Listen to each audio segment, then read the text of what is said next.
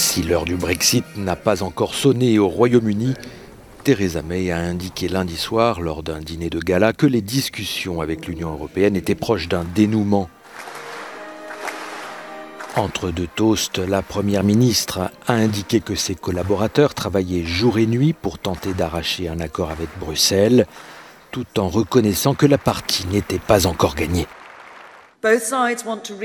Les deux parties veulent parvenir à un accord, mais ce que nous négocions est extrêmement difficile et je ne fuirai pas mes responsabilités. Les discussions sur le Brexit ne sont pas liées à mon destin personnel.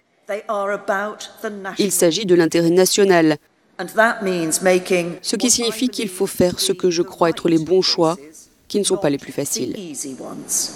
Je ne transigerai pas sur ce pourquoi les gens ont voté lors du référendum. Ce ne sera pas un accord à n'importe quel prix.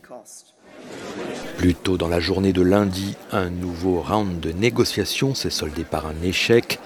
Michel Barnier, le négociateur en chef des Européens, s'est contenté de réaffirmer que le but était bien de parvenir à un accord avec Londres le plus tôt possible. Mais sans surprise, les négociations butent toujours sur la question de la frontière entre l'Irlande et l'Irlande du Nord.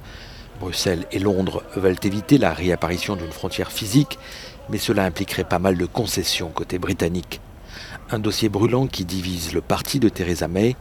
Pas question pour les partisans d'un Brexit dur de maintenir une union douanière temporaire avec Bruxelles. Face à la détermination des Européens, qui ont maintenu jusque-là l'unité depuis le début des négociations, Theresa May doit aussi lutter en interne.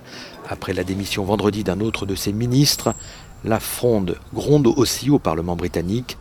Les députés devront se prononcer sur un éventuel accord entre Londres et Bruxelles. Un refus du Parlement pourrait entraîner la tenue de nouvelles élections.